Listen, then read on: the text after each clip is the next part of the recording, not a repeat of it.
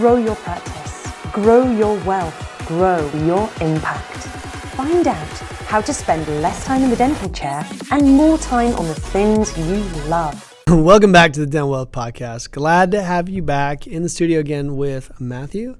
Got my lucky quarter, ready for a great episode. That always means we're going to have success here. That's right. That's right. All right. Last episode, we were talking about whether you should have one location or multiple locations, which, by the way, it's a conversation we have often. We have a lot of multi-location dentists. We have a lot of dentists that are in the mode of acquisition, right? In the middle of buying something or buying another practice or a third practice or a fifth practice. And so that's always a question. Should I expand my current location? Should I build another practice? So great conversation. I'm glad you provoked that last week, Matthew. Yes, one of the phone calls I've gotten more recently is that topic. So it was great. We've got great feedback from it. So I'm excited it's segued into our next podcast here. So I'm excited to get going. So we talked last podcast. We were just talking about hierarchy. So what did you mean by that? I think you had mentioned it last episode. What did you mean about that? So we talked about basically the advantages, disadvantages of having multiple locations or just one single large practice, okay? So let's talk to the people that actually have that now, okay? So a lot of our practices have that. So from a hierarchy standpoint, so I had a doctor ask me, he's like, okay, so I have multiple locations, but I can't figure out the hierarchy. And what do I mean by the hierarchy of a dental practice? So they have multiple partners. So they have quite a few partners. They're all equal partners in the practice. So let's say something happens in the practice. You know, the hygienist has an issue or the front desk team has an issue. Who do they go to?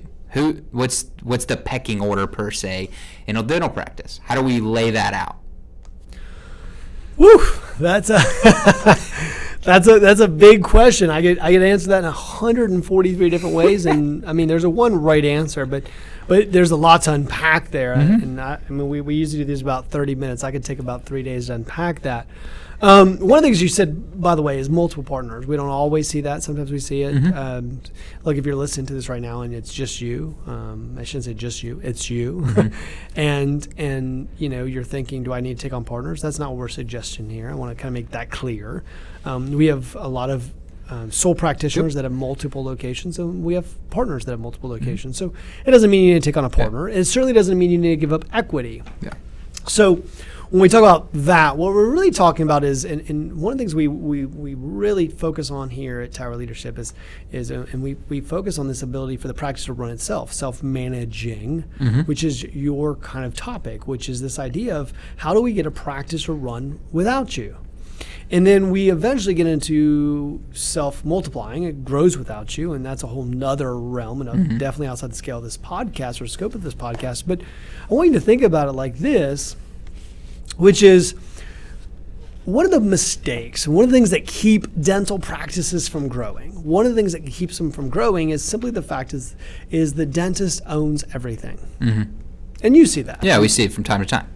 I mean, when you're a small practitioner, okay, let's just say it's you and 4 team members. You make every decision. You might have an office manager that helps make those decisions, but any major decision you make, right? And you're comfortable with that. And I would say that's probably 90% of the dentists. It's easy to manage when you have 4 team members. Yeah. Hey, Sally, I need you to do this today. The problem comes in when, as you grow, that becomes more and more difficult. See, we've created a management system. It's not a leadership system, it's a management system. There's a big difference. And we've created a management system where you are responsible for making all decisions in the dental practice, all major decisions. And what ends up happening is that we never go away from that. We never move away from that system. And so as you get larger, and by the way, multi-location, what ends up happening is still everything goes back to you. Now, here's the problem with that. Let me tell you actually one of the biggest problems, and it's actually something you mentioned, but it's really when you start to get to multi-location that really like rears its head.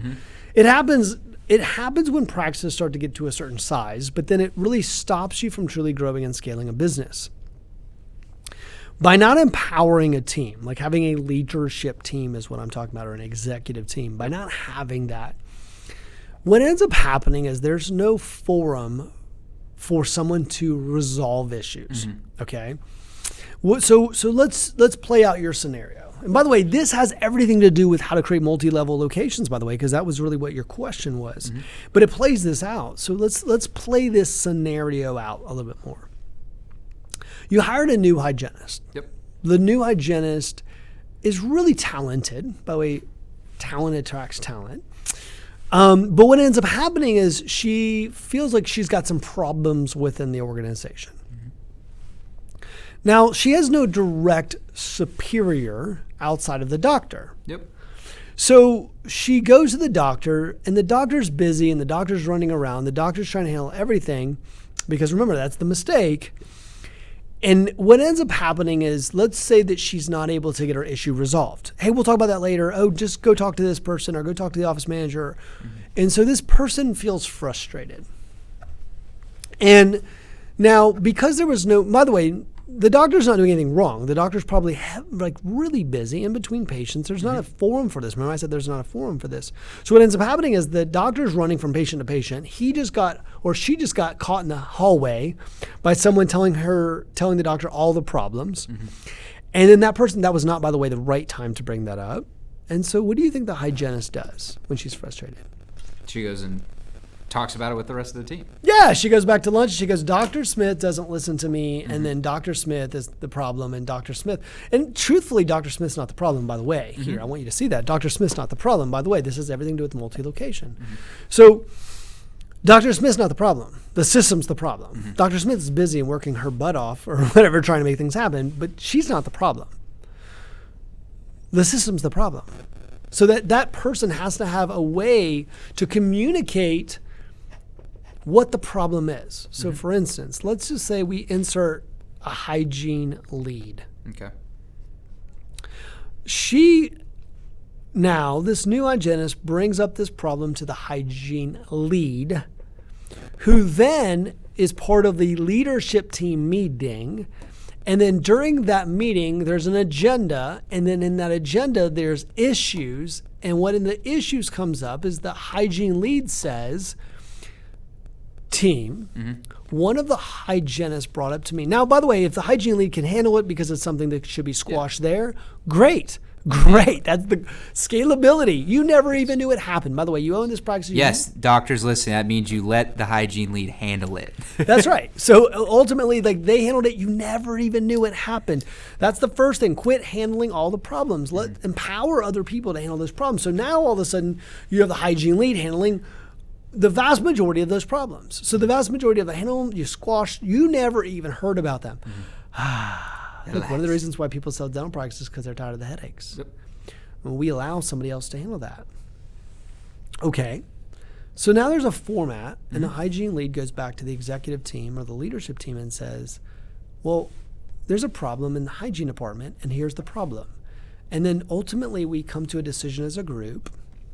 And then that's filtered back down to the hygienist and says, look, we had a meeting on Monday. We discussed your issue. This is the solution to your issue. The hygienist feels taken care of. She has an avenue to be able to have that conversation. And then you had a system to where it did not overwhelm the doctor. It did not overwhelm the team. It did not take time away from anything. And so what ended up happening, ultimately speaking, is we, instead of causing drama in the office and this hygienist going back and complaining, by the way, I'm not saying the hygienist did anything wrong. She didn't have a way to communicate. So now she feels taken care of. Yeah. What could have caused drama and problem within the office got squashed. There was a system to communicate that. And then now this person feels like, hey, if I ever have a problem, it can get solved. Yeah. Now, once we start creating this hierarchy, we start creating, yes, there should be an organization where you have a leadership team, and that leadership team should be composed of leaders within each department in each area. I would bring, by the way, hint, hint, bring your associates, even if they're not equity partners, to that. If they're the type of person who, number one reasons why associates leave is because they have no control. They can't say anything. They have no leadership potential. That's one of the biggest problems. Make sure that they're able to be part of that conversation. Yeah, and I think that's what you're touching on about building an executive team. So like this doctor in particular, they have a couple partners, okay? So when Susie has an issue, we'll call that hygienist Susie. When she has an issue, she doesn't know which doctor to go to. Whereas if they had, like you touched on, an executive team, or if the doctors both knew they were part of the executive team, they could handle it in a different way and say, or thank you so much for bringing up that concept. We're actually going to talk about that in the executive meeting, and we'll let you know. Rather than That's right. Because that particular person was running into a particular issue where one doctor would say one thing, the other doctor would say another, and it just kind of, in a large practice, there's large problems.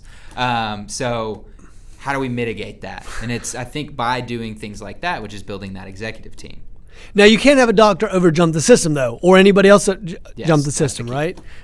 Right. We have to be careful about that. If someone jumps the system, then the system falls apart. Mm-hmm. So when all of a sudden the hygienist grabs the doctor in the hallway and says, "I have a problem," the doctor has to turn around and defer that and say, "Did you talk to your team lead about it?"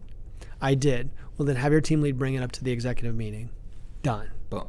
If the doctor tries to solve that, it just told the entire team that now you can come up to Dr. Smith and solve the problem. Now, if there ever is a jumping, I use the military way. It's my prior military background, which is I do follow a rule. I follow with my kids. I follow with everyone else because I learned this in the military. It's always good. By the way, I'd write this one down. It's really good.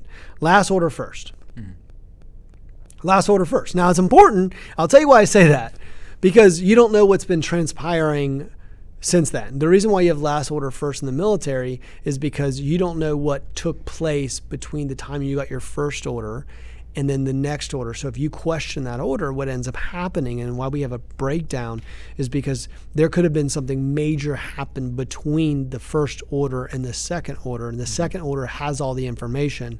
So in the military, we did last order first. Like if you get an order, that's the order you follow, and that's the last order you got. That's like the extreme circumstances in like a dental practice. I hope that never has to happen.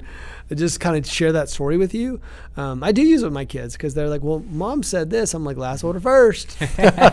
So, whatever the last order first was. But no, in all seriousness, I want you to hear me on this. Is like it's about building a team. It's about building a team in every area of management responsibility. And I said earlier, look, there's a difference between management system and leadership system.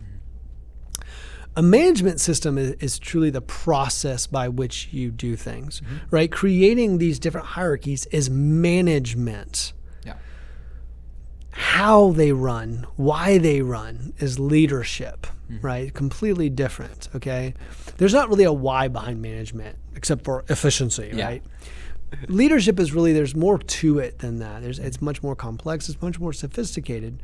But management systems, like I would have some management. And by the way, I think you should utilize that. Anyone listening to this podcast, don't use management and leadership interchangeably. They're not the same thing. They're completely different. It's not tower management for a reason. It's building leadership in your organizations. If it was tower management, we'd come in, we'd teach you processes, your team would do them for 6 to 8 weeks, and then they would fall apart again. That's management. They'd be calling me again. That's right.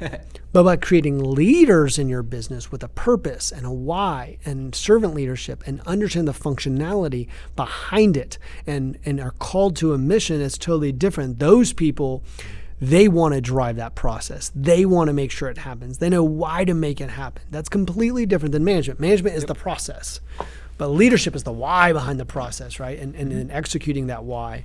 And I think one of the craziest things we've seen is when we talked with our large practices and you specifically talk with them and you say, all right, we need to build out this leadership in your practice. And it's, we're getting this executive team, we're putting these systems in place. You start to see your team rise to the occasion too. So I know a lot of people are like, well, I don't know how to develop a hygiene lead or a dental assistant lead or a front desk lead. If you have conversations, you'll see people rise to the occasion and be like, oh, that's me. I want to be the lead, and then you'll have that develop. Because I know a lot of listeners are probably wondering, well, how do I even determine that lead? It's by building leadership in your practice. If you're saying you're just going to manage people kind of get eerie back on that. But if we say you're going to be in a leadership position, and with that it entails this, I think that goes a long way too. I have maybe shared the story before in this podcast, but when I had a doctor pass away one time that was in the middle of Indiana. I probably shared the story, but I remember going out to his office and I told the family, I said, look, you stay here and worry about family, I got the dental practice. Now, this is a dental practice I'd never been in, never met any of these people in my life. By the way, booked out. If you're in the cornfields of Indiana, what procedures do you do? Every procedure, right? And we, within 24 hours, booked out literally 6 months of production, found doctors. By the way, outside of a radius, right? People say, I can't find associates. It's not true. Priority determines capacity, right? If you're compelled to do something, by the way, we were in the cornfields of Indiana. How many jobs are in the cornfields of Indiana? Not a lot. Yeah, not a lot. So we had a compelling reason to go get the production, but we also had PR groups and collection groups, and we broke everybody out. But that's not the point of the story. By the way, the next month, I never walked into that dental practice in my life. Within 24 hours, they had their highest producing month in over 38 years, highest collection month in over 38 years. And that's because of utilizing leadership versus management. I say that because of the fact that the question that came out when I went back and saw the family, I was asked a very good question, which was this: Who are my leaders? The family wanted to know, who are my leaders? Yeah. One of the things you've heard me say before, Matthew, is this: let leaders lead. Get the hell out of the way. Yeah. The problem is, if you micromanage every system, if you're in control of every system, you'll never have a self-managed organization. You always have the headaches. Yep.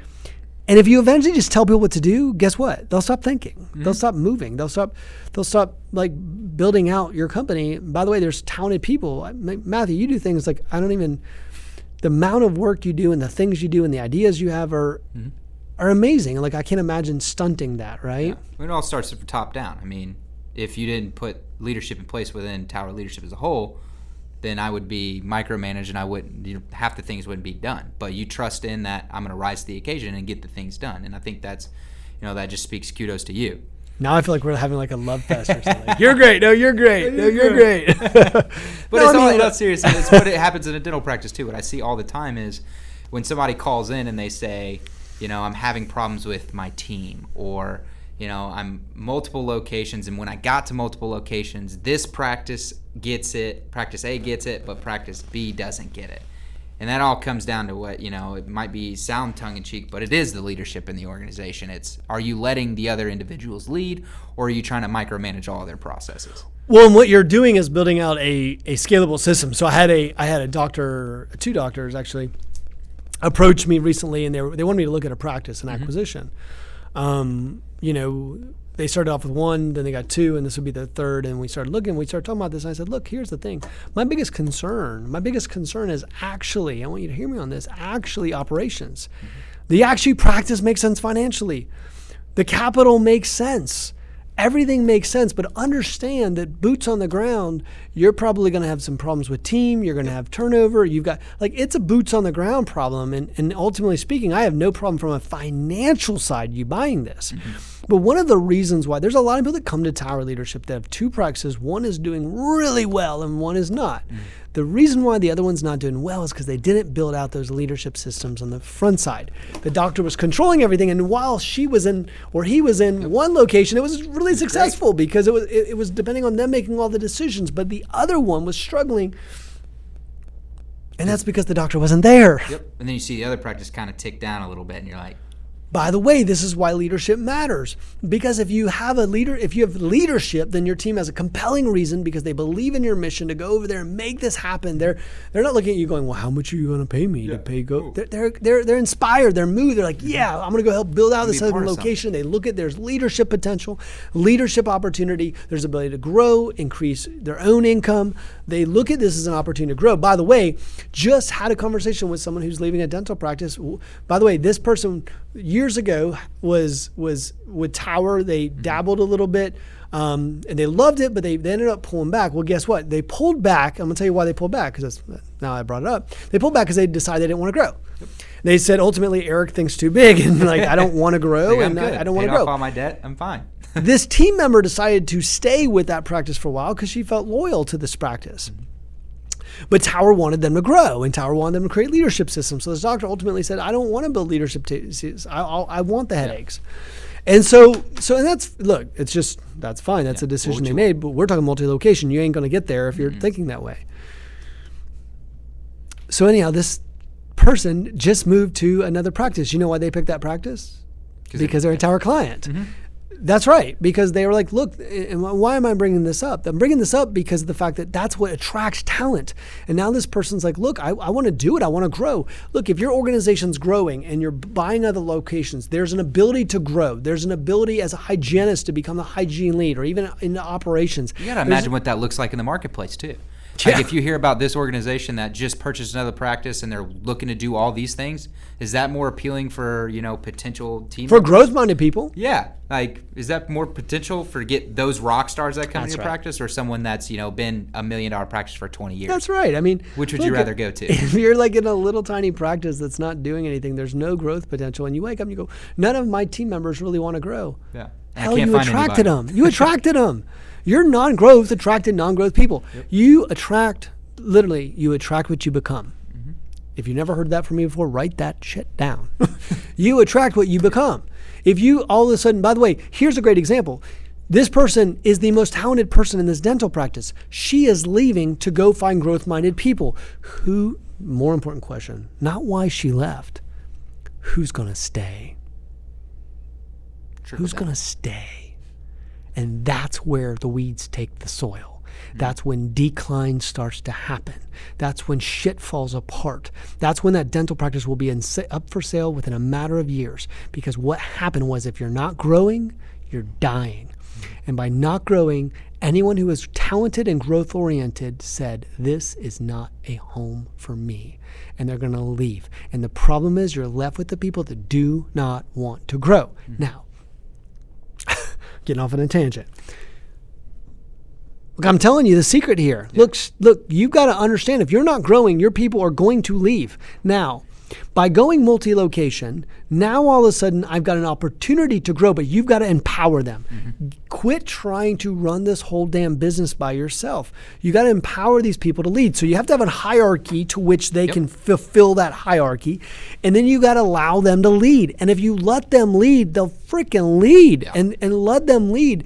And what will happen is, now they have opportunities. How many hygienists? Now I'm like adding like syllables. How many hygienists like have the ability to be the hygiene leader over 4 locations? Yeah.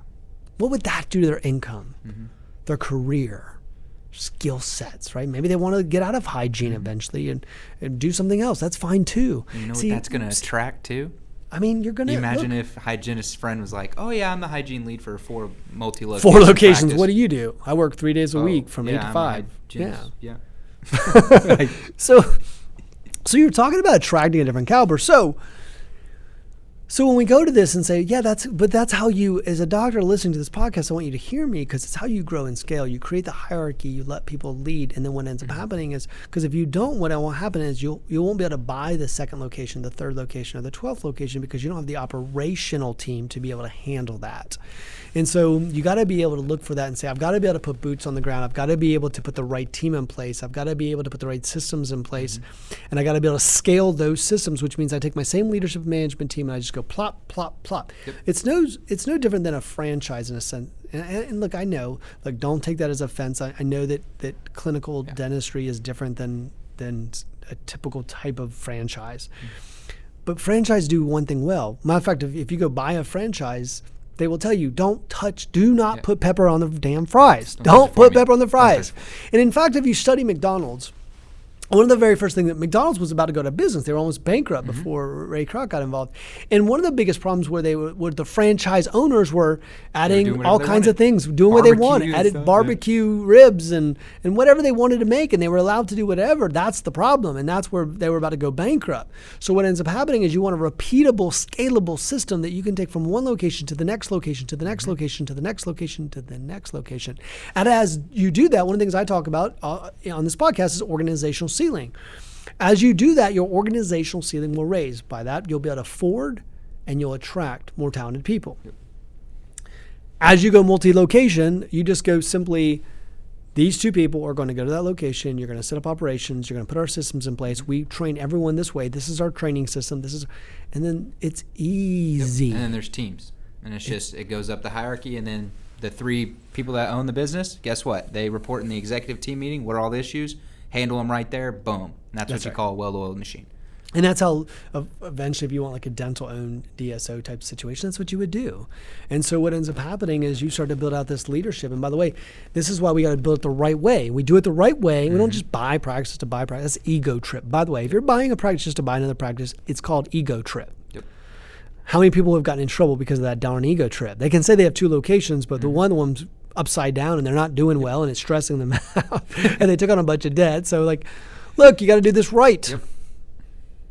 So ask your first initial question again. What's your first initial question? So hierarchy of a dental practice. Who do people report to?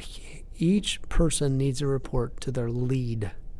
There should be a lead in every department.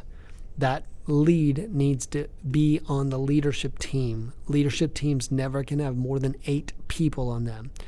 What ends up happening is that allows people, then you communicate with the team, your system, so that those people know that they have an avenue to express concerns.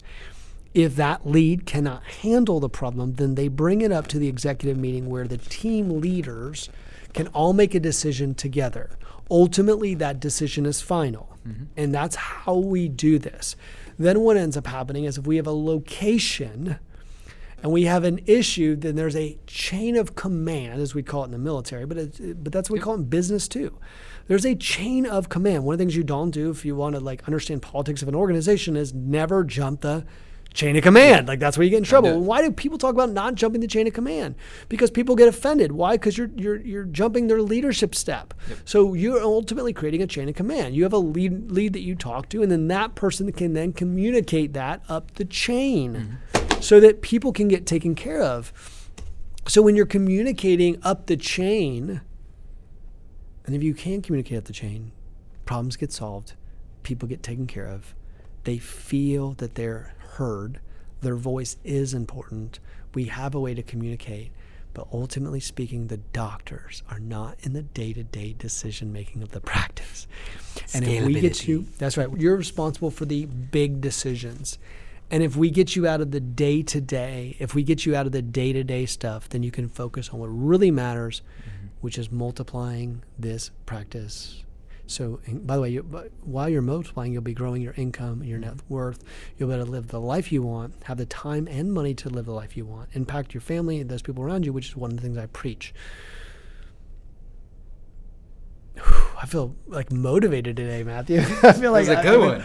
I feel like this is like the secret. So, I mean, there's so much. I say secret. So there are a lot of parts to this thing, but you have to think that way. You have to think in the fact of like, are my operations, are my systems? Now, don't overthink it. Now, here's the other part. I've had doctors before who refused to have a second location because they're like, until it's perfect. Because by the way, doctors tend to be perfectionists. Until it's perfect, we're not ever going to get a second location. I'm going to tell you a secret. It'll never be perfect. Like Coca-Cola right now is laying off like 35-40% of their workforce. It's not perfect. Speaking of Coca-Cola, they had a big mistake. It's called Coke, like New Coke, right? Yeah. Boom. One of the biggest product failures in history. Google was one of the Google Glasses. Companies make mistakes. They don't have everything perfect. And by the way, no matter how big you get, you'll eventually sit around a board meeting and people get frustrated because things aren't perfect. Things will never be perfect. That's not how business and life works. That's why if you say, well, I'll be happy once everything's perfect, you'll be very unhappy for a very long time. So why you enjoy what you have and say, look, we're on a process and some days it's going to be great and some days part of the entrepreneurial roller coaster is some days figuring like you've got it all figured out and you're conquering the world and the next day feeling like it's all going to hell. That's called the entrepreneurial roller coaster, and that's why you get paid well for doing what you do. Taking that risk, right? Dealing with those emotions. Business owners never get off. They're never off. So build out those systems. That's what I would say, Matthew, to answer that question is build out the systems. Build out the systems, build out the hierarchy, and quit handling leave decisions, quit handling decisions that somebody else can make. We have a joke at Tower Leadership because somebody one time asked me about pens and what the pens should look like that we were ordering. And I was like, are you really want me to weigh in on pens? I will if you want me to. Comfort Grip, Blue Ink, Silver. Made of diamonds. Right. The logo should be placed upside down or wherever, sideways. Look, I don't want to weigh in on stuff like that. It's not paramount to the decision. When you start creating that, what you'll find is, and our doctors, we have so many multi-location doctors. I mean, so many of them. And the reason we're able to continue to help them continue to grow is because we help them with their leadership and building out these types of systems. So it goes back to leadership, it goes back to systems, and it goes back to letting go. Empower people, give them the ability to make concrete decisions in your practice, create a team of people so it's not just you, and you'll see it's much easier and much more fun to grow. Hey guys, thanks for listening to this episode. Matthew, thank you again for being here. Thank you, always. We got some great topics to cover here coming up. It's nice to always have you in the studio. Keep listening, keep sharing, keep liking. We really appreciate all the support. Numbers go up and up and up, so we continue to be rejuvenated every time we see the numbers, knowing that you guys are loving it, knowing that you're loving the content. So, by the way, if you haven't watched on YouTube, watch on YouTube. You can see Matthew and I's shining faces and smiling faces, I should say. Thanks a lot, guys. We'll see you next time.